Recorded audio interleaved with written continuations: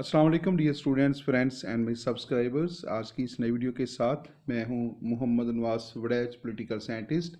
तो dear students, आज की इस वीडियो के अंदर हम ये जानने की कोशिश करेंगे कि व्हाट इज़ लॉजिक, और इसमें हम मुख्तलिफ MCQs जो हैं वो इसमें शामिल किए गए हैं about the introduction to logic.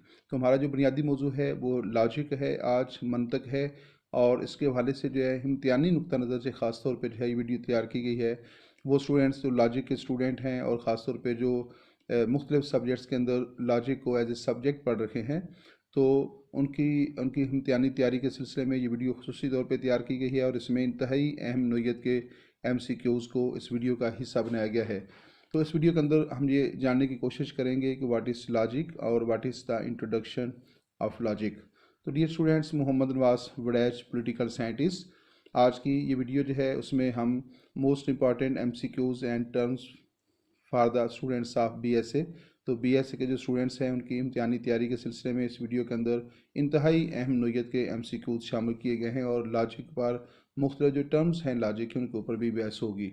इस वीडियो का बाकायदा आगाज़ करते हैं। English word logic is derived from the Greek word. तो इंग्लिश वर्ड जो लॉजिक है, जो बेसिकली इंग्लिश वर्ड है, तो आपने बताना ये है कि the English word logic is derived from the Greek word.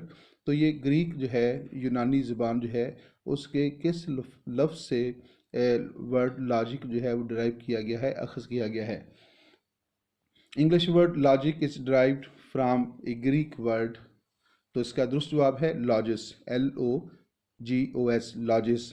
The English word logic is derived from the Greek word lodges. तो डियर स्टूडेंट्स, लॉजिस जो है ये ग्रीक वर्ड है, और इसी से जो है लॉजिक का लफ्ज़ जो है ड्राइव किया गया है। Lodges means conversation based on argument. ऐसी गुफ्तगू, ऐसी बातचीत जो दलाइल पर मबनी हो और रीजनिंग के ऊपर जो है बेस करती हो, उसको लॉजिस कहा जाता है। नेक्स्ट है लॉजिक मीन्स और डिफाइन लॉजिक। लॉजिक का क्या मतलब है और इसकी डेफिनेशन क्या है? तो इसका दुरुस्त जवाब है logic is the study of methods and principles based on distinguish correct from incorrect reasoning. दोबारा देखिएगा, logic is the study of methods and principles used to distinguish correct from incorrect reasoning.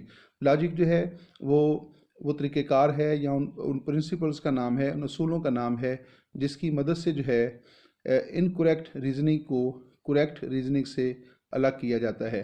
Correct reasoning from incorrect reasoning. तो logic दरअसल वो तरीका मुताला है, वो method of study है या उन असूलों के ऊपर मबनी है जिसकी मदद से हम करेक्ट और इनकरेक्ट रीजनिंग को एक दूसरे से अलग करते हैं। नेक्स्ट है what is the meaning of term. तो टर्म का क्या मतलब होता है? What is the meaning of term? Term is a concept expressed in a word.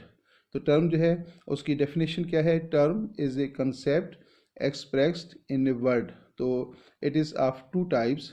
तो there are two types of term. Term जो है उसकी दो किस्में होती हैं। The first one is called subject and the second one is called predicate. तो term की डेफिनेशन क्या है? Term is a concept expressed in a word, and it is of two types. The first one is subject and the second is predicate. Next है what is the meaning of copula?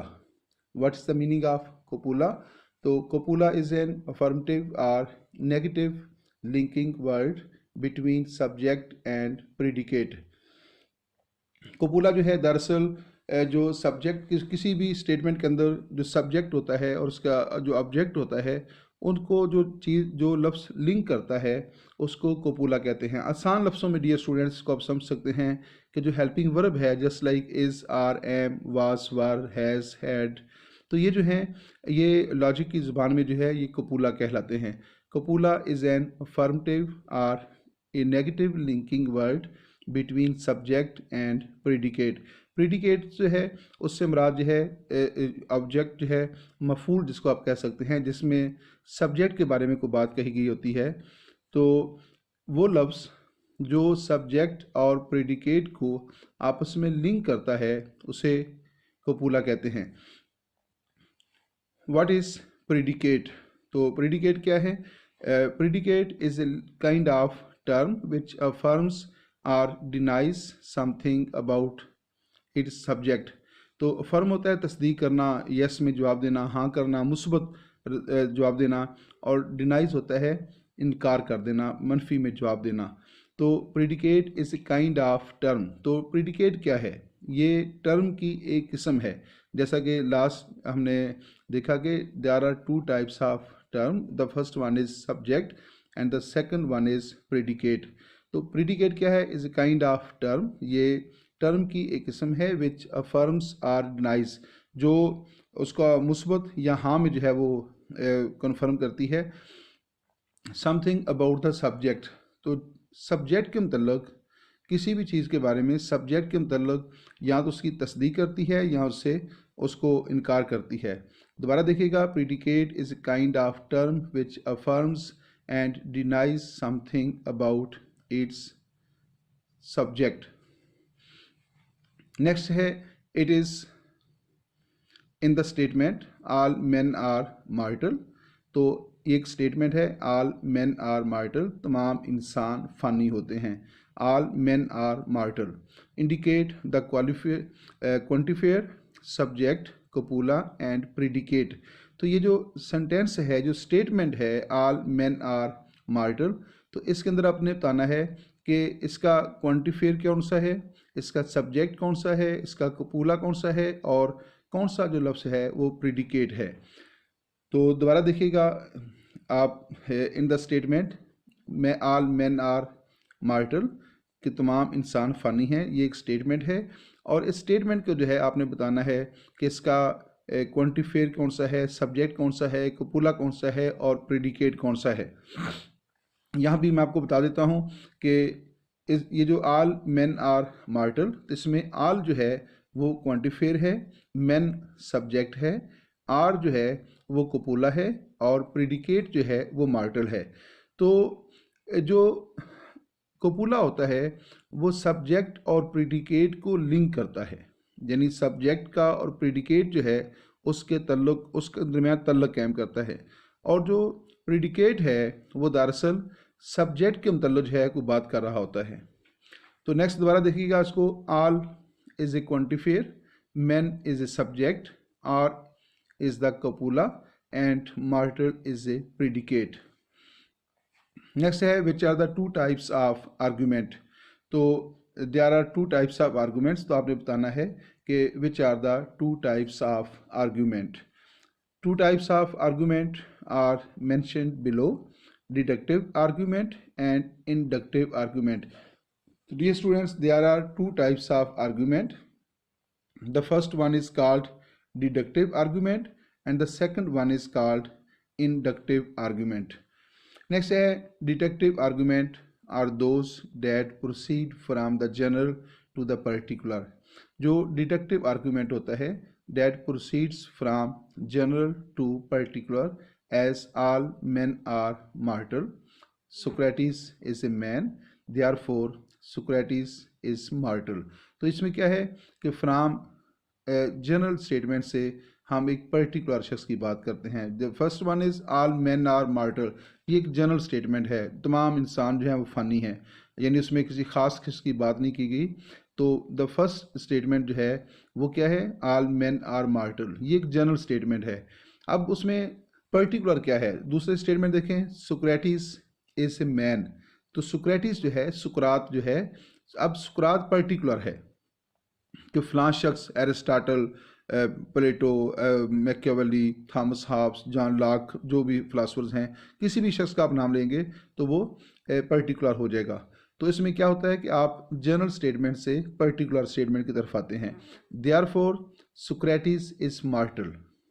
तो आपने general statement से इसको particular statement की तरफ आ गए। तो जो डिडक्टिव आर्गूमेंट होता है उसमें हम क्या करते हैं, we move from general statement to particular. Next है, a proposition that relates to classes or categories is called. जो ऐसी प्रपोजिशन है, a proposition that relates to classes or categories is called a categorical proposition. तो उसको जो है वो categorical preposition कहते हैं। दोबारा देखिएगा, a proposition that relates to classes or categories is called a categorical proposition. Next है how many kinds are there of categorical proposition. तो जो कैटेगोरिकल प्रपोजिशन है उसकी कितनी इकसाम है, how many kinds are there of categorical proposition, there are 4 kinds of categorical proposition. तो जो कैटेगोरिकल प्रपोजिशन है उसकी 4 इकसाम है। Which are the letter names of categorical propositions. तो जो कैटेगोरिकल प्रपोजिशंस हैं उनके लेटर नेम कौन से हैं, उनके सिंबल कौन से हैं, तो वो हैं ए, ई, आई, ओ। तो कैटेगोरिकल प्रपोजिशन जो है उसकी 4 इकसाम हैं और उनके जो सिंबल नेम हैं या लेटर नेम्स जो हैं वो हैं ए, ई, आई, ओ। 4 उसके नाम हैं ए, ई, आई, ओ। तो नेक्स्ट है categorical syllogism consist of how many terms. जो कैटेगोरिकल सैलोजिज्म है वो कितनी टर्म्स पर मुश्तमिल होता है, 3 टर्म्स पर है। Categorical syllogism consist of 3 terms. The first one is called major term, the second is minor term and the third one is called middle term. तो दोबारा देखिएगा, categorical syllogism consist of how many terms.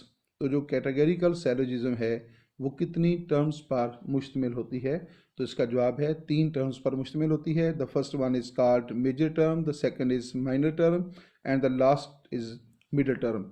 Next है a categorical syllogism consist of how many propositions. तो पहले था कि कितनी terms पर मुश्तमिल होती है और अब है कितनी प्रपोजिशन पर मुश्तमिल होती है।